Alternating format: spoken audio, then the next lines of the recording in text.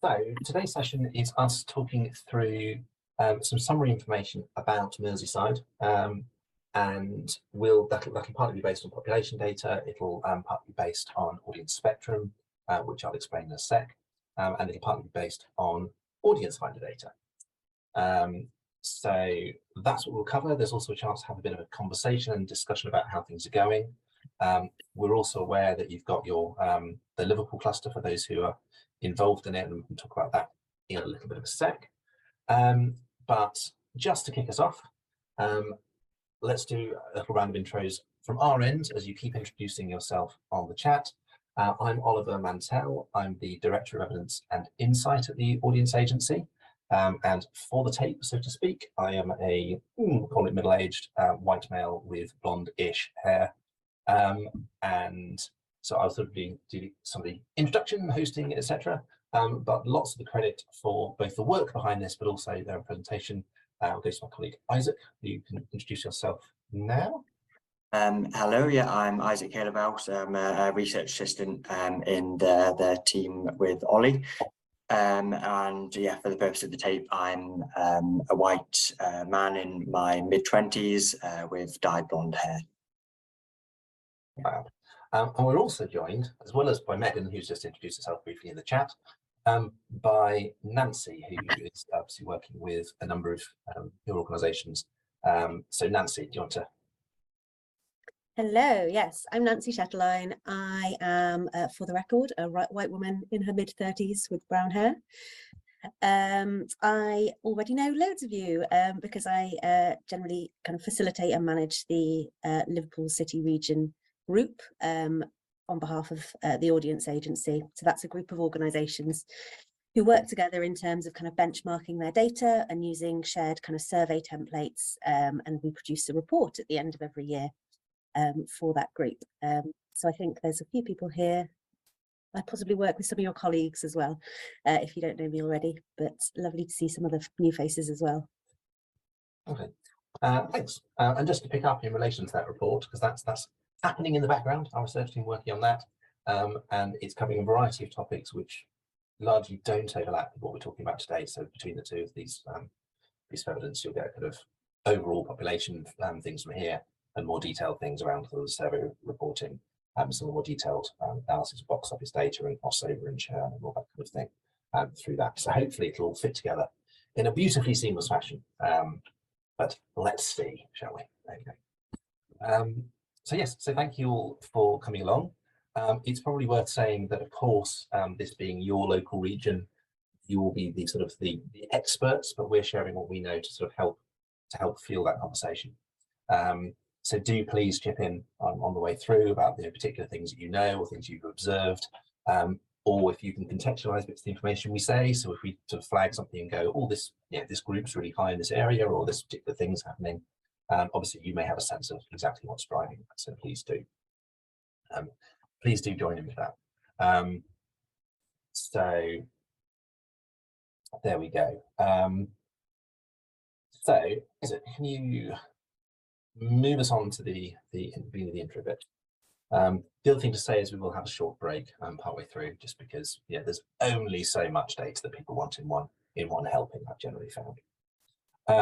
So what we're going to be looking at is about the local area and population, about the local audiences and what we're seeing in the audience finder data, a bit of a discussion about it, and then looking forward about what that might mean. We've got lots of different data sources that we are feeding into this. So I've already mentioned things like the sensors and TGI and that kind of thing. We've got our segmentation model, audience spectrum, more about that in a sec. We've got audience finder data, so ticketing and survey data, but largely in this instance, summary ticketing data. And we've also then got national trend information from the Cultural Participation Monitor. So that is a nationally representative survey that we've been carrying out in multiple waves over the last couple of years, 2.5 years, looking at behaviour, attitudes, and various other things in terms of cultural engagement. But because that has all sorts of splits on the data, so looking at how different groups react to these different things, we can look at which groups are really present in this area and what those groups tend to be seeing. So we can say a little bit about that later on as well. So Some of you will be super familiar with audience spectrum, in which case I apologise for the next couple of minutes because this will be telling you stuff you already know. So feel free to ignore me for a second. But for those of you who don't, the rest of the conversation will make a lot more sense if we've said a little bit about these groups. So this is one of the principal mechanisms we'll use for understanding the breakdown of different sections of the public in relation to cultural engagement, and it's based on engagement data from Taking Part survey, clustered into these particular groups which have certain things in common in terms of who they are, where they are, and what sorts of things they tend to like doing and in what concentration.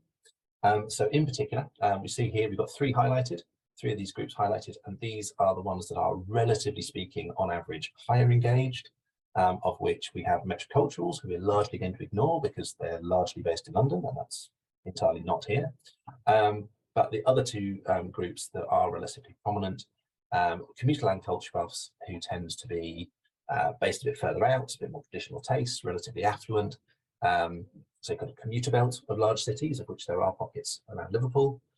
Experience seekers tend to be sort of university educated graduates, students, graduates, and later, with quite diverse cultural tastes, often quite concentrated in large cities. There are sort of pockets in Liverpool, right in the centre, not huge numbers compared to some other cities, but especially actually considering the number of universities and things in Liverpool, maybe not as many as we would expect, but they're there.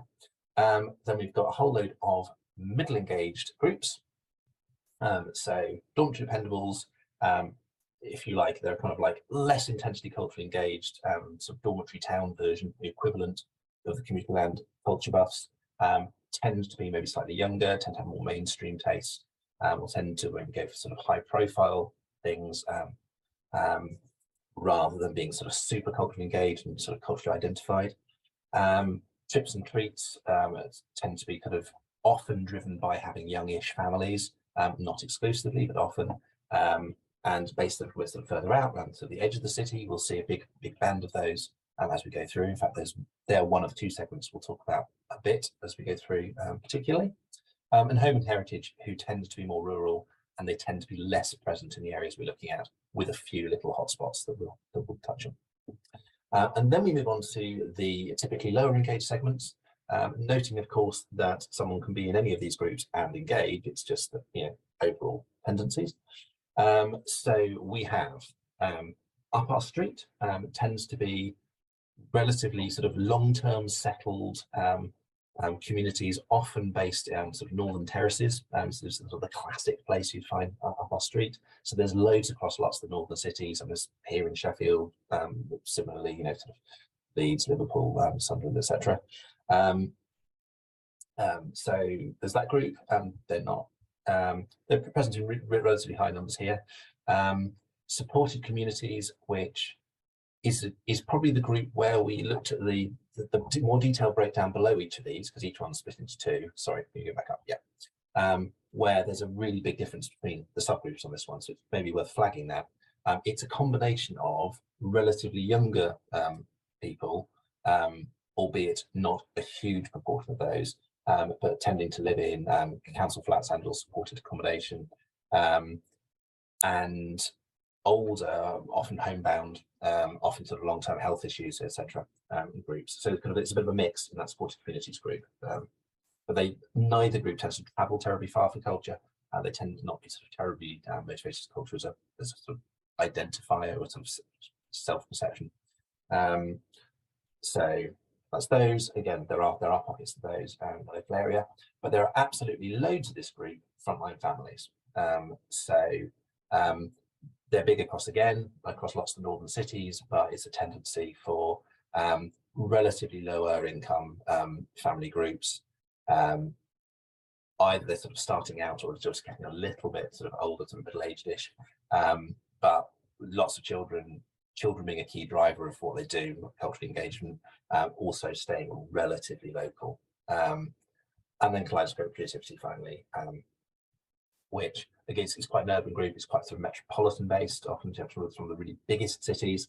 It can be a bit more diverse in terms of ethnicity, but not always, and certainly not in all cities. It's a tendency to live in sort of either sort of low-rise flats, apartments, or sort of high-rise in different places. So that is an necessarily rather brief summary of these groups. There is loads of information about each of them, much more granular, much more informative, frankly, than my attempt to summarize them on our website, audienceagency.org. For each of them, there's summary information like how much they engage, comparisons relative to the other segments, how many of them there are. We'll be sharing how many there are in the local area, so you can that. And you can get really granular information about how many there are in particular places through things like area profile reports and the like. So here's just one example, the experience seekers. If we click on to the next bit of information about them, we can see that there's loads of breakdown across a variety of different characteristics, who they are, what they like, what they go to, where they're based, online stuff as well. And we keep adding to all of this kind of information. And then each of them, finally, if we click on, is split into 2 subgroups.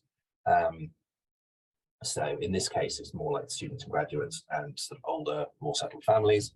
But for different groups, those splits will be based on different types of things. It can be quite telling, which particular subgroup will largely in this conversation stick to the top tier because it's a little bit easier to have that conversation at that level. So it's a starting point. But it may be you find that there's very particular groups you've got lots of you want to delve into in more detail. So does that make sense to everyone? Does anyone have any queries and comments on that bit, that sort of intro bit, before I pass over to Isaac to actually tell you stuff that is meaningful about the local audience as opposed to summary overall picture stuff? Okay, I'm going to take that as a yes, but do jump in with questions at any point on the way through. I'll jump in with comments and whatever every time on the way through as well, Isaac. So apologies for that in advance, or whatever. No, please do. So, anything I forget, please. But yeah, take it away. Great. So it's kind of 2 broad sections. So first, we're just going to look at kind of who the local population actually is in terms of segment and various other things, and then we'll move on to actually who is the local audience. Specifically in the area based on all our databases. So hopefully it comes as no surprise that this is the area we're focusing on in terms of the Merseyside border area, with of course Liverpool in the centre, and then all of the kind of satellite local authorities, with Sefton kind of right up to Southport along the edge and across the river to the Wirral and Birkenhead and everything. So just a very sort of large overview of the area in terms of ethnicity and education things. We have the outer ring is the Merseyside, and the inner ring is England. So we can see that the Merseyside in general is quite a lot less ethnically diverse compared to many of the kind of big, really big cities. And stuff around the country. At least as it stood, this was around 10 years ago, the kind of highest levels of education is a bit lower across Merseyside in general, though that may have shifted a bit over sort of with the new census data. And then unsurprisingly in terms of students, they tend to be more students overall, and some more retirees, and then a sort of a similar amount of families, at least in terms of overall in Merseyside. But this is just a brief summary. Oh, and I should say, if we haven't already mentioned, throughout all the slides will be sent to you afterwards, as well as a recording. So don't feel as we go through that you have to memorise everything that we're talking about, because we'll send them through to sort of peruse at your leisure afterwards. Just to jump in on one quick thing on that last bit, just to say that the for those in the Liverpool City Region cluster, apart from the fact that the Liverpool City Region is slightly bigger than the area we're looking at, but that will include information on how the population has changed demographically since the last census, so look out for that. And also worth noting that if the student population is higher than average for the country as a whole, it's probably relatively lower than you might expect compared to equivalently sized cities. So it's got to be, it's higher, but it's not huge. Yeah, great.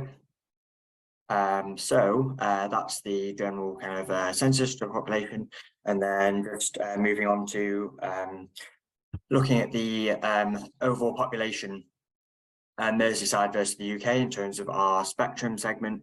So we can see here, as Ollie briefly mentioned, in terms of the lower engaged, the frontline families, one of these big family groups, are very large in the area, spiritually compared to the UK. And then these yellow middle engaged trips and treats is the other sort of largest segment in the area.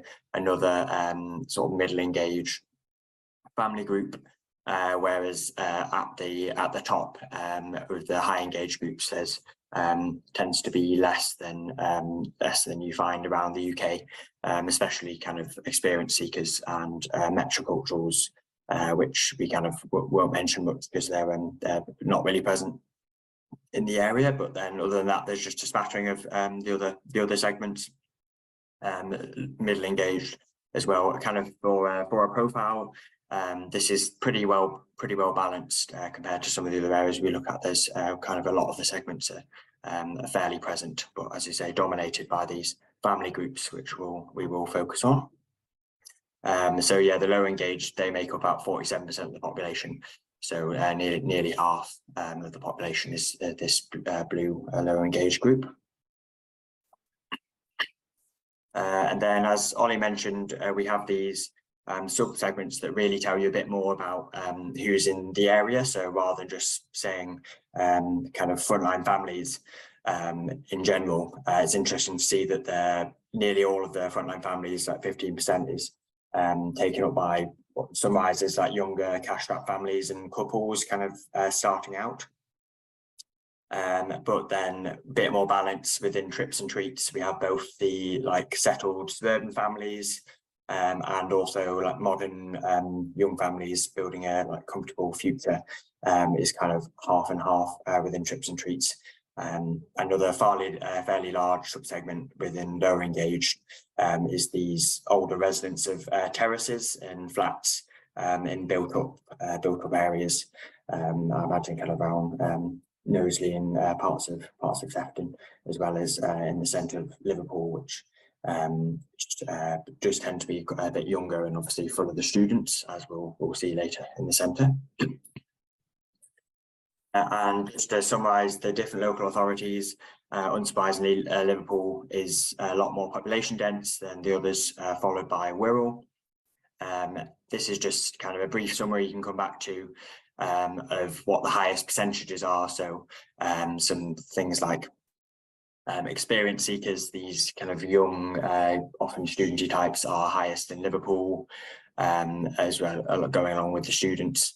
In Sefton, we see the kind of most retirees, and a few of these home and heritage, kind of a lot older group within Sefton, which are kind of in small pockets around Sefton. And in Knowsley, that's actually where we see the most families overall, which we'll see when we look at the segmentation a bit more closely of all the kind of, especially frontline families and some trips and treats within Knowsley. Great, so just to actually picture where these groups are on the map. So as you'll see throughout, we've mapped the area by ward, just to get a really actually fine grain idea of where certain groups are. So perhaps you can look in terms of where your organisation is. So this is families, which we see get up to kind of a third of the population in some areas, like the top one being Birkenhead, just across the river.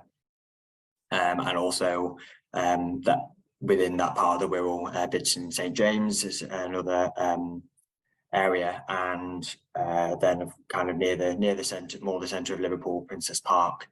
But there's quite a lot of dark regions, including kind of up in South Park, where families are especially dominant, and parts of St Helen's and Sefton as well. And then a bit more of a clear picture, students, which unsurprisingly are really very focused within Liverpool's centre. where there's obviously quite a lot of student housing, and near where the universities actually are based is obviously highest for students. Some of the wards like Greenbank and Picton, but you can see the dark colours all in the centre of Liverpool versus all the kind of outside regions, but also a little bit present in Wirral, of some students sort of living near the coast in Wirral as well. And then here, what we've done, this rainbow map, you'll see, based on our segmentation, actually looking at each ward and seeing what is the actual dominant audience spectrum segment within that ward. So what kind of type of people tend to live there. Firstly, kind of most simply within the centre of Liverpool, that's where the experience seekers are in this kind of dark blue colour. And then we have a large kind of arc of frontline families and trips and treats. These groups of family groups that we'll be focusing on, which kind of arcs across above Liverpool and into St Helens, which is a lot of frontline families. And there's a smattering of other ones, especially kind of on the edges in this dark purple colour. As usual, the commuter and culture buffs heading up kind of towards Formby and on the very edge of the Wirral, who obviously from the name tend to travel in for culture and are a bit more highly engaged, but there aren't tons of these across the area. And later on we'll see this map again, but based on bookers, so we can really see the difference on how bookers actually are different in wards versus the population.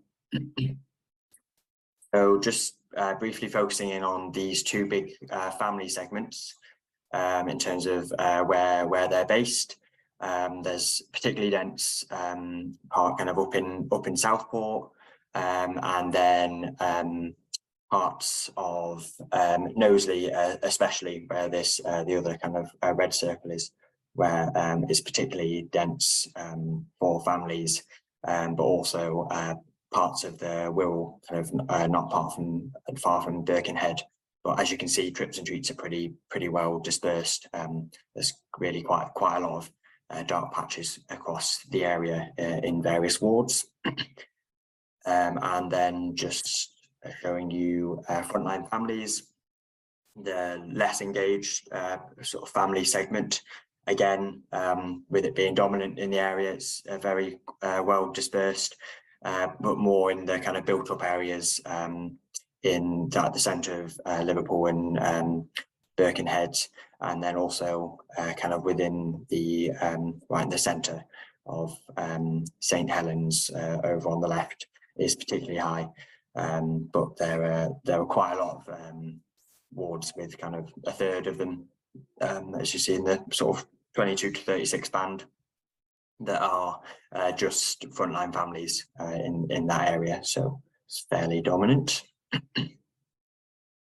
And then this is kind of more for reference, just to look back at if you'd be interested in a particular type of people living in particular wards.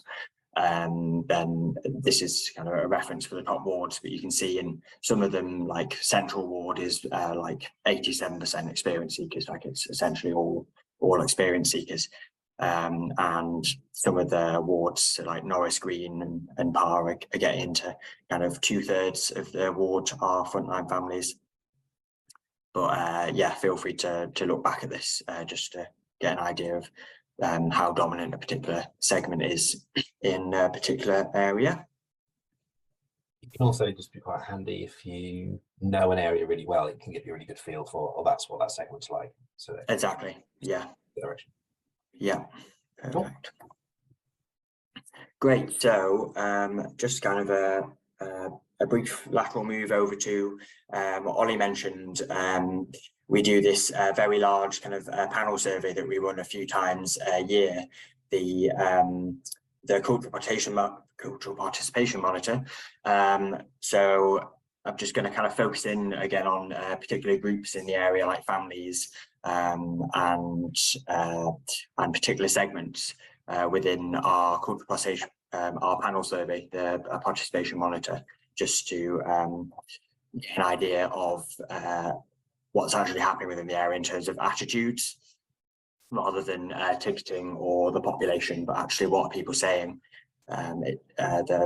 This is based on Wave 8, which was very recent, just at the start of this year, based on like 2,500 people answering. So initially looking at how the groups differ just generally on attendance.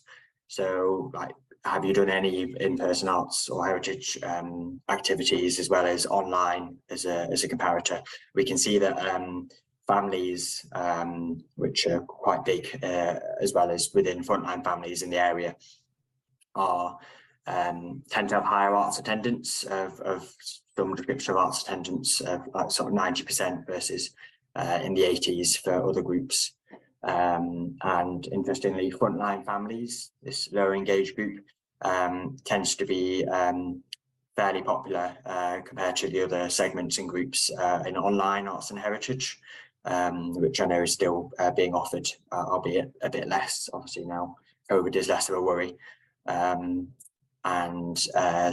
Then retirees is an interesting group which are popular in some areas.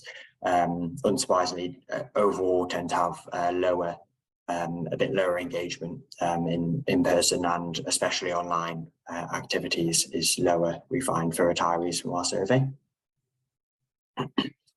And then just moving on to, we really want to drill down into like COVID-19 versus the cost of living, as obviously the topic on everyone's mind and the thing that we think is going to affect arts attendance. So see here as a comparator, people who strongly agree that or agree that with these statements, that when we ask, is the rising cost of living putting me off attending cultural events? That's really a lot higher than people worrying about catching or spreading COVID, which is something that shifted. We've seen COVID-19 as a worry decreasing every time we've done the survey kind of throughout last year. And that's different by different groups. So families are a lot more put off, which is the kind of potential danger for the future, as they, as we'll see, are returning quite strongly. Retirees are much less put off by the cost of living.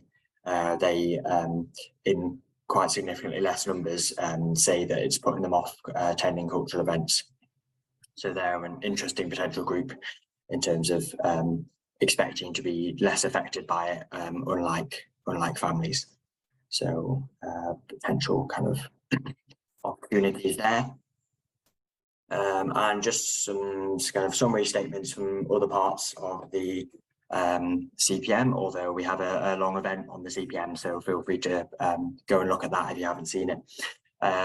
Families actually are more likely to say they're attending more arts and culture compared to COVID, compared to on average. They say 70% say they're attending more, whereas only like 3% of retirees say this. Frontline families, if we ask about booking last minute, that's a trend generally, but frontline families say they're booking more last minute than general, as are families overall. And as we mentioned, retirees, it's like 16% are strongly worried about the cost of living versus like over a third of families. And trips and treats. Jump in before you, sorry, before you move on, just because Helen Corkery has asked a question in the chat about frontline families, so it seems like a good moment to bring them in. So Helen's question was, are frontline families more engaged in the area than they are elsewhere in the UK? So just to partly to flag that the summary figures we shared were for that segment nationally, as opposed to just that segment in the local area, because the sample wouldn't be big enough for that. We'll go on to look at engagement levels of different groups, but it is, I think we can spoiler it slightly by saying there is a lot of engagement by those groups, albeit still underrepresented compared to the population. But we do see some interesting trends relative to COVID, which we will come on to in a bit. That it's hopefully a positive trend for that group as a kind of difference compared to the rest of the country. So kind of yes in the answer. But say one of the trends we see is more last minute booking for that group, but interestingly, which may influence that, frontline families are more likely to agree that the COVID pandemic's effectively over. It's kind of over a third of them, or 40%, agreeing that it's over, which is quite a lot more than the average in a group like Trips and Treats. And just to say overall, when we look at that region, Northwest is overall kind of in line with national averages in terms of attitudes to COVID. Although it's slightly lower compared to some of the other regions that kind of in the south and different areas. For most kind of arts engagement with specific art forms tends to be a little bit lower. And that's it for the CPM. As I say, there's lots more online on our website, doing a deep dive into that panel survey to look at specific groups. So obviously put any questions in the chat if there's any questions anyone wants to shout out about the population. And if not, say feel free to put them in the chat, then we'll just move on to a section on the actual local audience, and then we'll take a bit of a break after that. So switching from the population to using kind of all our databases and the area to actually find out what's happening with the local audience in Merseyside. So beginning with, again, just a brief comparison of the profile. So this is looking at bookers from Merseyside, so the whole of Merseyside in 2022 compared to the population. These are kind of trends we see across the country with there's more of the higher engaged groups than in the population. Obviously that's why they're higher engaged, especially experience seekers and community and culture workers in this area. The middle engaged segments are relatively similar to the population, though like shout out for dormitory dependables is quite a lot higher than the population. And then at the other end, unsurprisingly, the lower engaged groups, but especially frontline families, they're a decent proportion of bookers, more than you might see in kind of other parts of the country, but they are 20% of the population. So there's, as we'll discuss, there's kind of opportunities there if you can kind of get them engaging more. They're like double what they are in bookers currently. So I guess to come back to Helen's question, so in a way it's sort of there are more of them than elsewhere, but they're not necessarily more engaged. So each of them more engaged. I think. Yeah, exactly. So they become kind of important in the local audiences, but yeah, they're a different level of engagement versus how many there are actually in the region is the biggest part of the population in the region.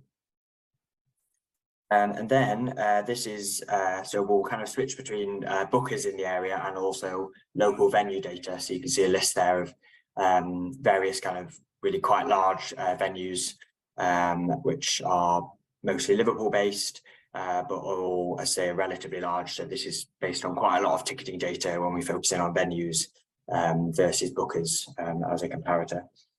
And this graph, of which quite a lot of bars, but it's just we wanted to focus in on how 3 different groups are different. So of course you have local people that are booked to local organisations, so within Merseyside, but you also have people coming from outside of Merseyside into organisations within it, the non-local bookers, and then also this third group of local people that are leaving Merseyside to go to other areas.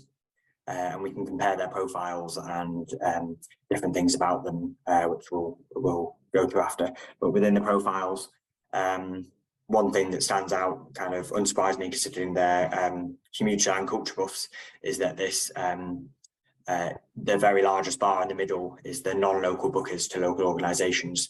So organisations in areas with community and culture buffs are people coming actually from outside Merseyside as well as the edges of Merseyside.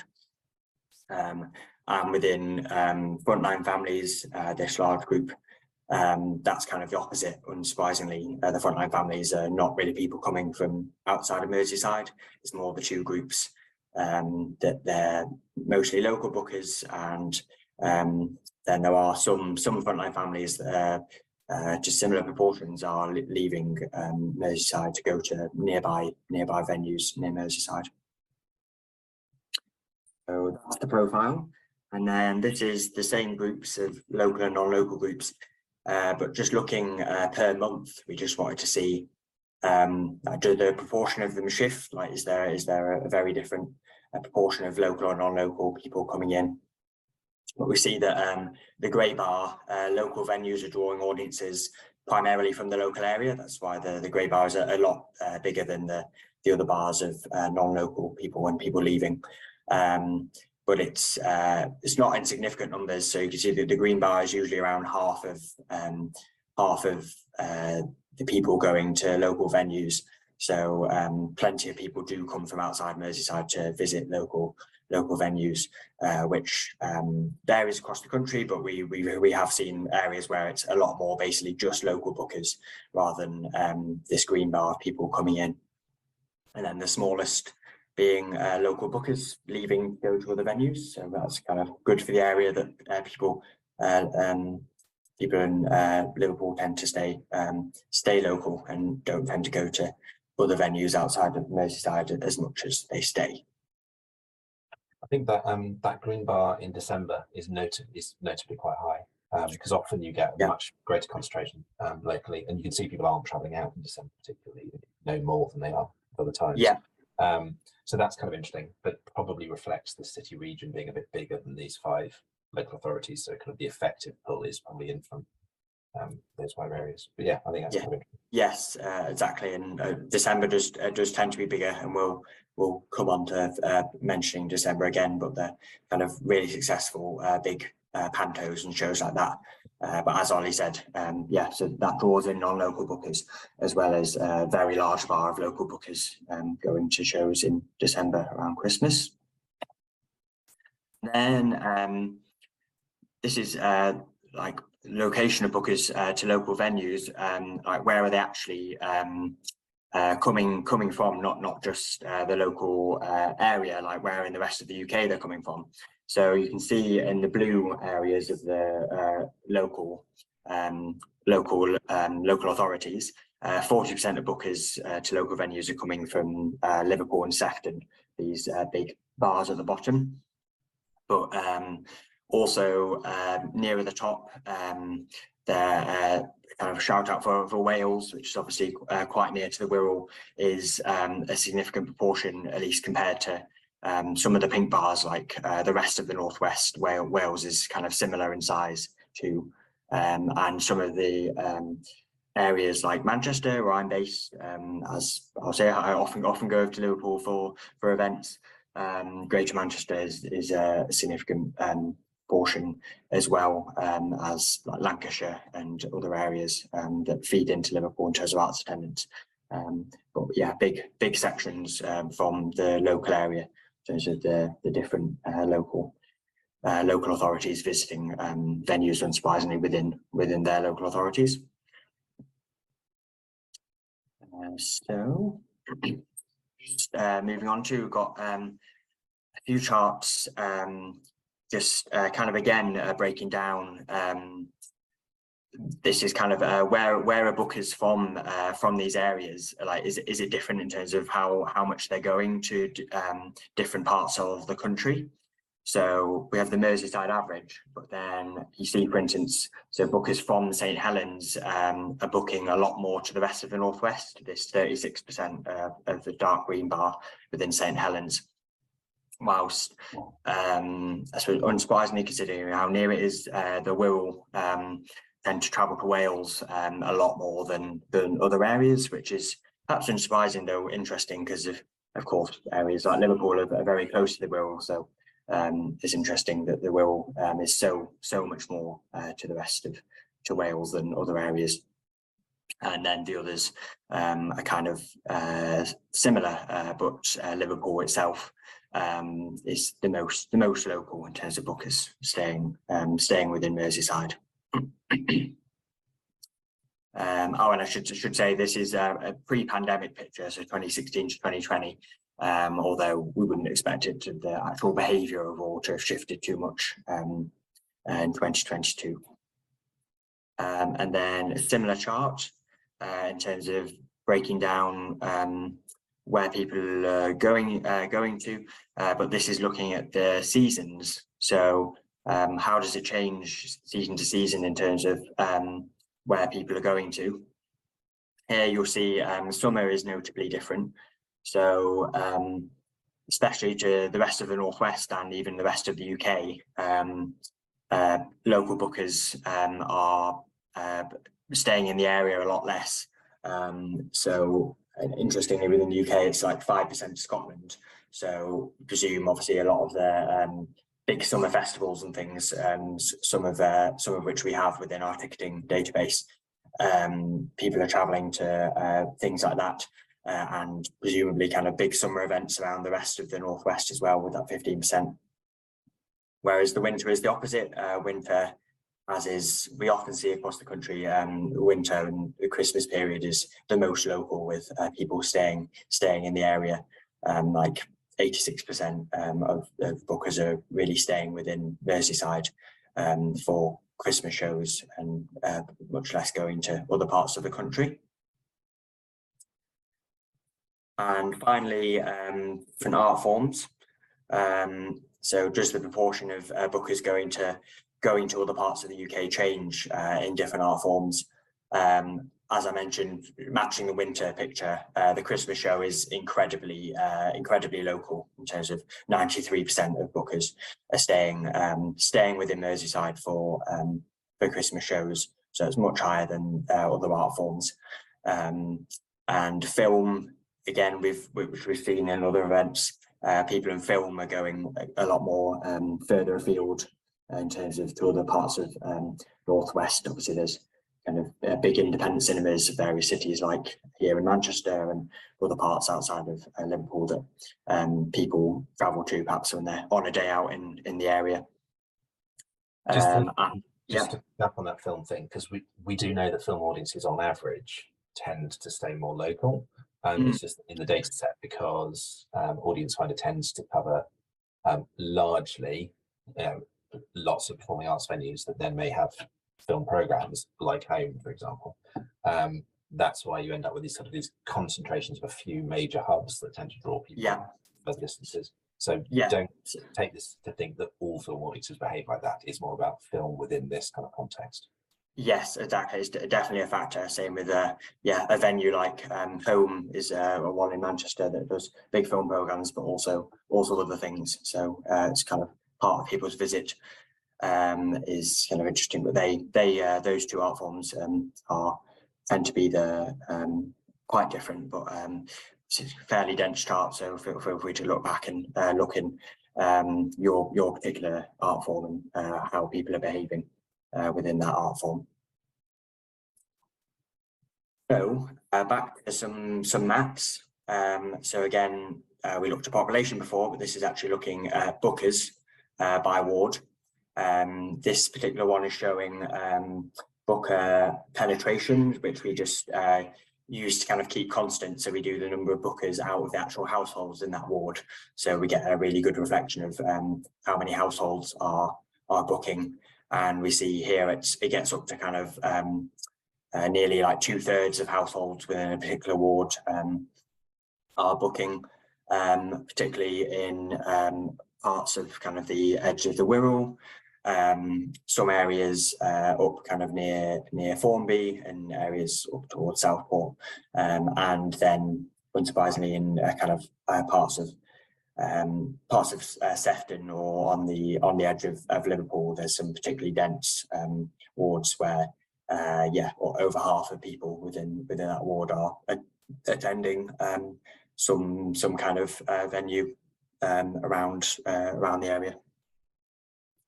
One of the things I think is interesting about this, you're probably just about to go on to say it, in which case apologies, is if you just look at those three areas, if you focus on those as you then change the slide to the next one, I think it makes it really clear what's going on, at least in the pre-COVID period.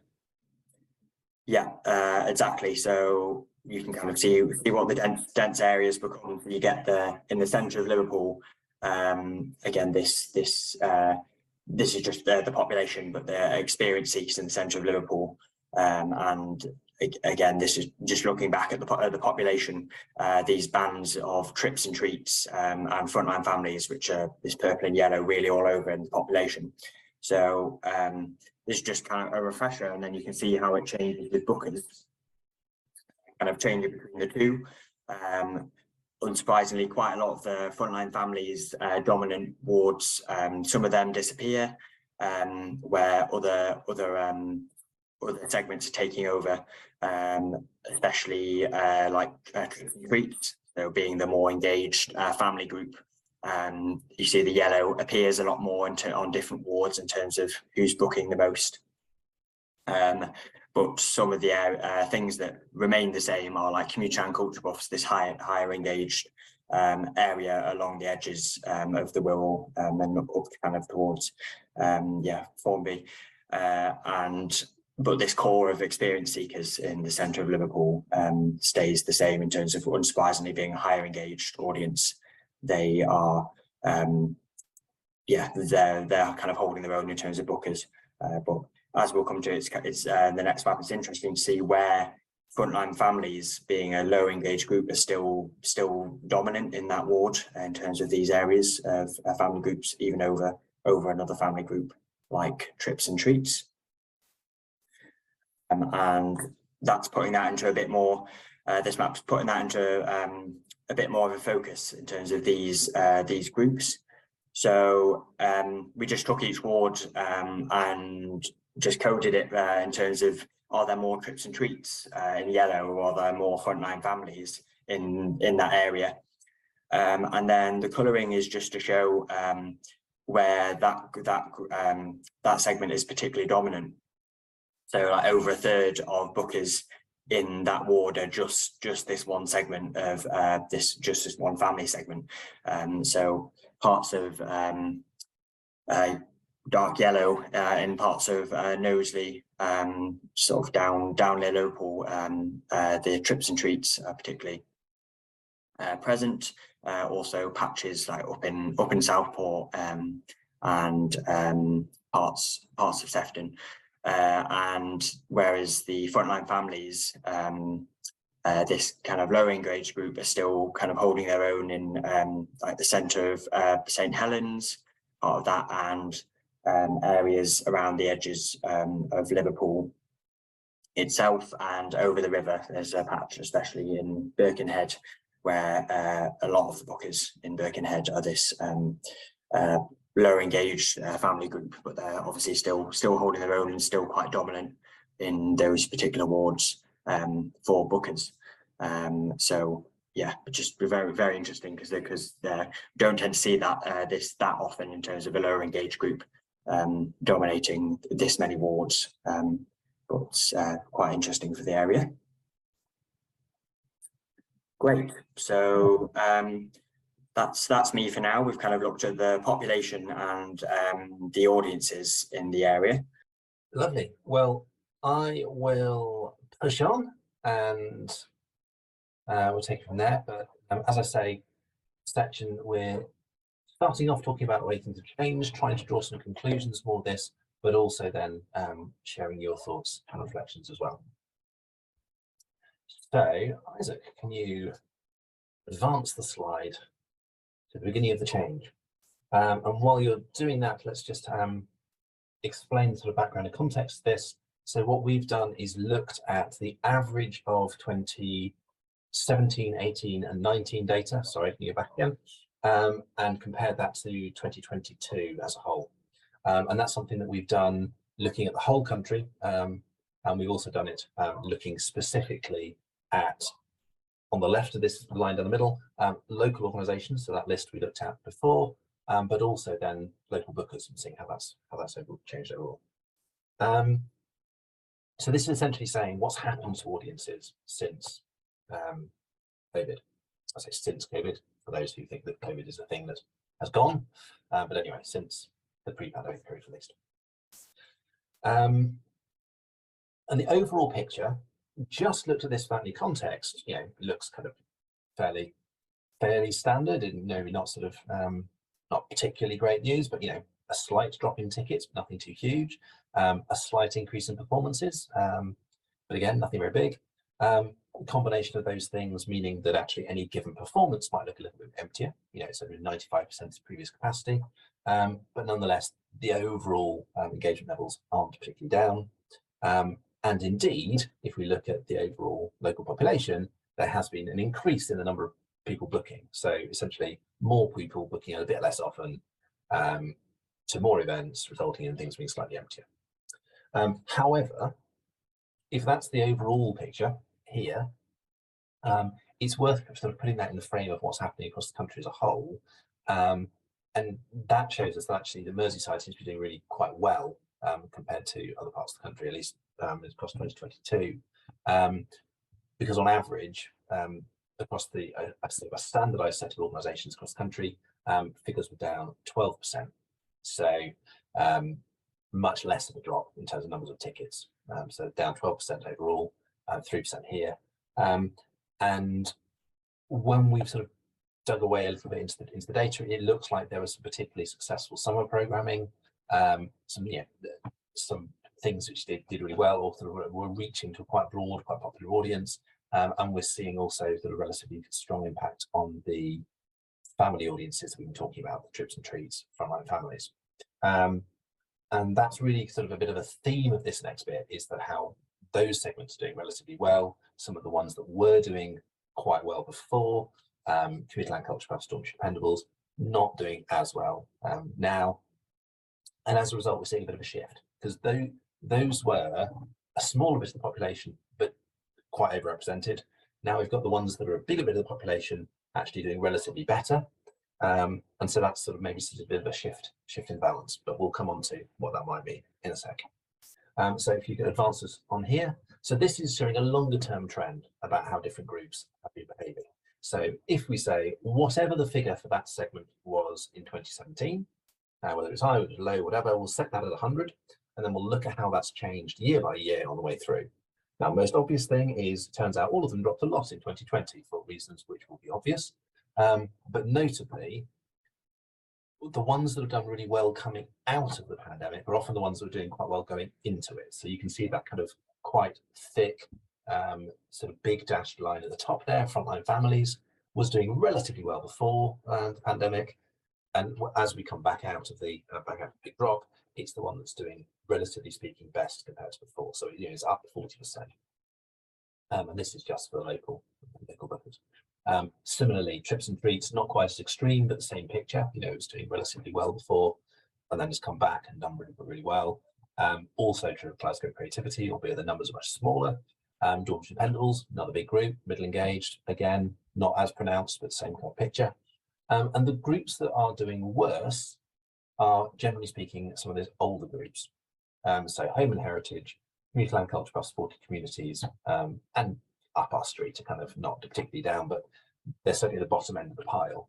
And metroculturals as well, who are being a bit cagier with engagement as well. So generally speaking, what we're seeing is younger and family groups have come back stronger, older and particularly kind of more rural or sort of further out groups coming back slower. And you can see the home and heritage is really hanging off the bottom there in terms of engagement levels. It dropped and it really hasn't pulled back very much at all. That's that yellow line. So that's got an interesting picture. It does match what we've seen elsewhere. And this is looking just essentially, this is that last data point. This is how each of them is doing compared to before. But this is the percentage compared to 17, 18, 19 average, not just to that index figure. And what we can see, again, home and heritage very heavily down, metrocultural is very substantially down. Community land culture buffs, they were really overrepresented. They're a really big part of the audience, despite only being a relatively small bit of the population, 8% of the population, but they were very over-indexed. But they're not engaging as much as they used to be. The ones that are, particularly trips and treats and frontline families. We've seen that elsewhere. I think it's particularly pronounced here. They're relatively over-indexed compared to the previous figures. And that's really interesting, because what it seems suggests, once you put all of those bits together. Oh, cheers, Sarah. Good to see you. And yeah, get in touch if you want to follow up on any of this. So what we're seeing for those groups is where we saw relatively strong sales coming off the back of the pandemic, the 2022 figures, it was things that were appealing to those groups that were doing really well. It's catering to what's quite a big bit of the local population that were already quite, you know, albeit not necessarily over-indexed, but there was a lot of engagement happening from those groups. So what you're getting is a kind of potential bit of a snowballing where there's sort of like real focus on these groups that are quite important to the population. There's got a lot of alignment there, which is quite useful, and suggests a kind of, you know, strength of a family, potentially quite popular, quite local, potentially quite locally relevant offer. And I think that's something that probably Liverpool is known for in terms of sort of performing arts engagement. So that's all sort of quite positively encouraging. We are seeing a slightly weaker picture for some of these those other high engaged ones, but if we just look at the kind of how it's happened in terms of sort of, you know, by time, we can see that the first half essentially of 2022 was still behind the comparator. It was the second half where things really started to pick up, with a pretty strong December in the middle of that, but also, you know, summer was relatively up, albeit, you know, as usual, not particularly high numbers. So we definitely see a bit of an inflection through 2022, and we see some of those family groups doing well. And that's curious when we come back to it because of when we saw the cost of living biting, which, you know, particularly in the autumn and beyond, and who's affected by that. But we'll come back to that in a bit. So yeah, so that's the sort of, if you like, the chronological picture. And if we move on to the next bit, I think we get, oh no, sorry, geography first. So this really picks up on what I was saying about which groups are doing what, because remember we saw that sort of orange and yellow, sorry, purple and yellow striped band around the outside of Liverpool. Almost looked like a sort of candy stripe kind of ring, where you had lots of the families, you had lots of the trips and treats from their families, and that's all the bit essentially which is doing better than it was. And again, similar big pocket up by Southport. So it's very much those areas that are doing well. Similarly, that little pocket of the Wirral, which is where we saw lots of frontline families in, when Isaac was talking about those two groups, or the Birkenhead, I suppose, a bit of the Wirral. But then if we look at the areas that are doing worse than they were previously, they map really closely onto what are the areas that had lots of community land culture hubs. You know, this group that is really highly engaged, that's really kind of, you know, has been quite a big bit of the audience despite being a small bit of the population. Those are the bits that are dropping away. So you've got this sort of the southern southwest half of the Wirral. You've got a little pocket in the South Liverpool, that's sort of, I think, around the airport, if I'm not mistaken. And then you've got the slightly on the coast. But we've also got this big patch just north of St Helens. All of these areas dropping a bit. And some of these bits are also where we see little pockets of home and heritage. That group has dropped away a lot. So we're seeing a bit of a shift from older, more traditional audiences towards family audiences. Essentially, that's the kind of the pivot that's happening in the engagement pre to post-COVID. So if that's that bit of the picture. We can see this expressed differently, I believe. Sorry, I just wanted to add very briefly, because I looked, when I actually looked into those blue areas that are doing particularly badly, just actually what are those wards, what's happening in those wards, or what's their makeup. They are especially high for retirees when you look at those wards that are blue, and especially low for families. So it kind of confirms the areas that we expect to be doing better or low in that large patch in St Helens and parts of the Wirral. So yeah, so it's kind of as you'd expect those wards not to be doing well. Awesome, thank you. So now we get to my favourite chart, because it's really pretty and actually does contain lots of information, even though it looks a bit weird to start with. So, so what this is showing is bubbles for the size of segments in the audience. And if we look vertically, it's where are they relative to pre-COVID levels. So essentially, this is another way of repackaging that kind of picture, which was, are they, you know, sort of above or below the 100% line that we saw. So they're spaced out that way. So frontline families are the ones who are doing best. Home and heritage are the ones who are doing worst. So that's, you know, as we saw before. But then they're also on the other axis spaced out relative to whether they think cost of living it's going to put them off attending. So this is from the Cultural Participation Monitor. We said, you know, to what extent do you agree with this statement? And for some segments, it was almost a third of people saying that they strongly agree. For others, it was almost down to, you know, sort of 12%-ish. You get a much lower proportion saying they're impacted. And this, I think, is interesting because it paints a slightly odd and potentially troubling picture, or at least one that can have two possible outcomes. So I think that's one of the things we might want to discuss a bit, is which way we think this might break. So roughly speaking, we're seeing a line going from bottom left up towards top right. So with a few exceptions, but broadly speaking, the better a segment has been doing post-COVID, the more likely it is to say, yes, but I'm really worried about the cost of living. There are exceptions. Supported communities were low before and they're the most worried. So I think we can safely assume that that is not a group that's likely to be bouncing back anytime soon. But it was a very small proportion of the audience in the first place. So that's worth noting. Home and heritage are also, although there is that kind of clear line, they're a little bit skewed towards being put off attending by cost of living. You know, they're slightly further to the right than they would be if they were all neatly in line. Same for up our street. So again, we're sort of expecting that some of these groups might be a little bit more concerned. But for some of the other groups, we've got this sort of slight paradox. So frontline families, trips and treats, big family audiences, been doing really well post-COVID. We can see how that's sort of tied into, you know, when they've been attending, what they've been attending, and so forth. But they say they're really worried about cost of living.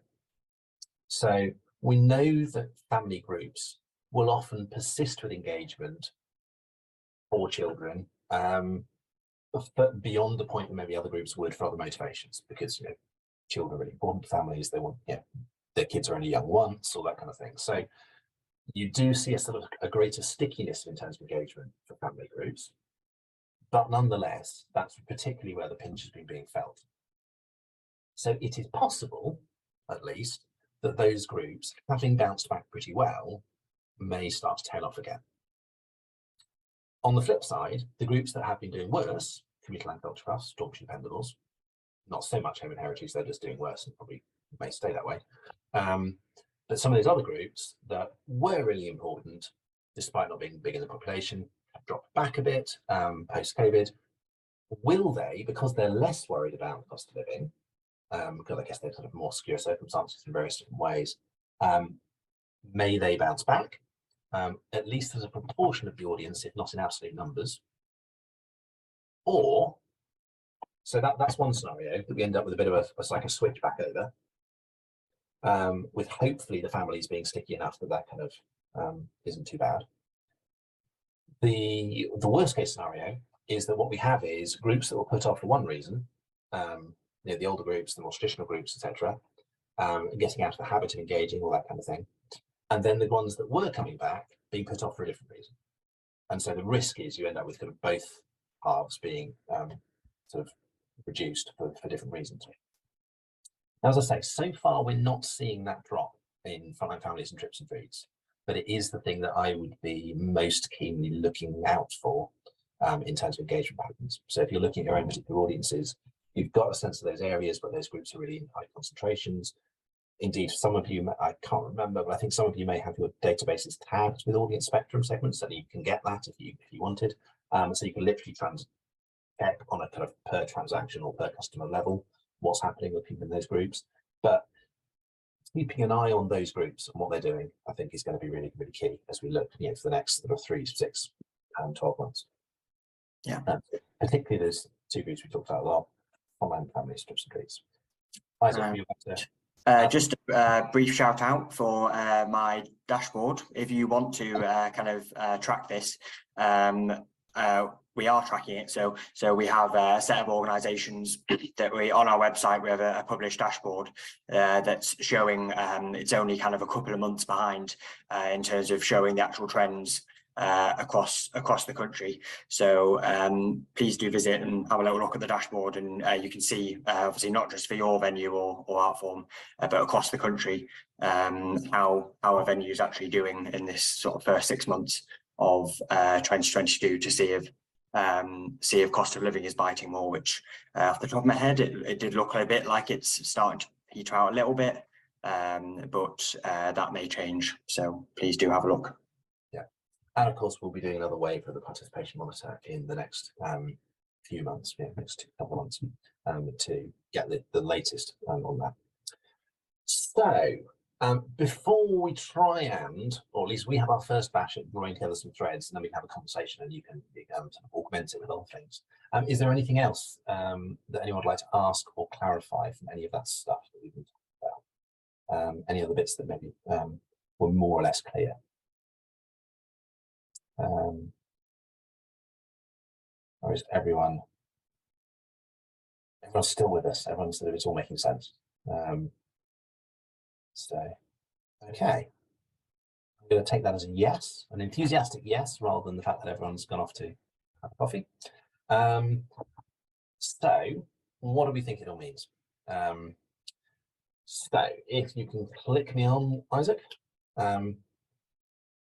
So this is really trying to sort of pull together some of that story I've just been telling, really, that we had previously hotspots in these particular areas with lots of community land culture pubs. So we had Southport, South East Liverpool, South Wirral.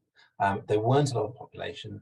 They were, however, a reasonable chunk of audiences because they were overrepresented. So to a much greater extent, those kind of traditional audiences, which I guess would be particularly common for Liverpool Phil, but could also be true into play drama audiences and so forth, coming from those areas. Of course, lots of family audiences across the area as well, and they would have, they were attending in reasonably large numbers, albeit not relative to population necessarily. So that was already there, but it's been doing relatively better post-COVID, so kind of strengthening that bit of the picture. If we move on,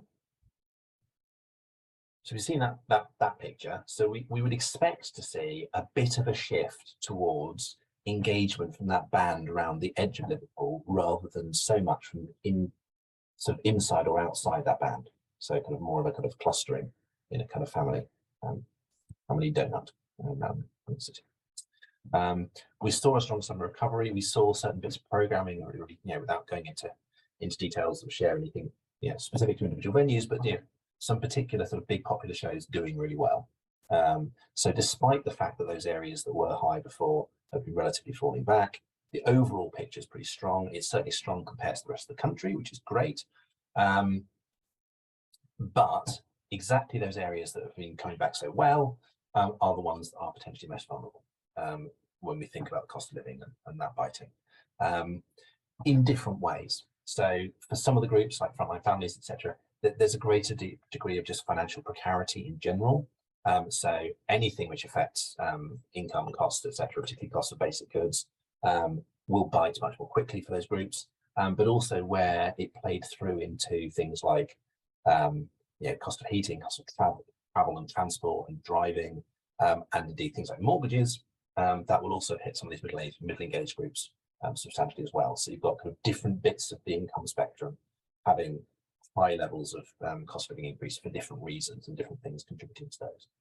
And of course, therefore, as it unwinds, as different factors unwind at different rates or different times, that's going to release certain segments at different times from others as well. So again, something just to keep in mind and keep an eye out for. So the question really is, are we going to see this swing back? Is it going to hold as it was? This family group's going to hold up, or are we going to see the squeeze on both fronts? But at least for the time being, the picture in Merseyside is relatively strong relative to elsewhere, and I suspect that's a tribute to the attitude and approaches and so forth of lots of local organisations going back years in terms of who they've engaged and being attuned to local audiences, but also more specifically what you've done over the last year to bounce back. So there we are. That's an initial take on it. But you will, of course, But we had a similar thing when we did one in South Yorkshire, and I was sort of going, oh yes, but that particular street is around the corner from that, because I know it because it's local. So you'll have a similar thing where you'll be able to go, ah, yes, this particular corner is like this, or this group tends to live in that place, or whatever. Or we've always struggled to get an audience coming from wherever. So anything of that you are happy to share in a sort of discussion with the group now would be brilliant. Anything else you'd like to clarify, or ask us to unpick, or indeed things you think it would be great if you could try and find out the following in future, because we do have an ongoing program of evidence and analysis and so forth. So that's all something that you could contribute to if you want to, or just sort of reflections on how audiences are going. Is it different for different product rather than other product? Are there certain things you're finding easier to sell than you'd expect, or harder to sell, or different groups, or is it what people want? Is it slightly different? That would all be really interesting as well.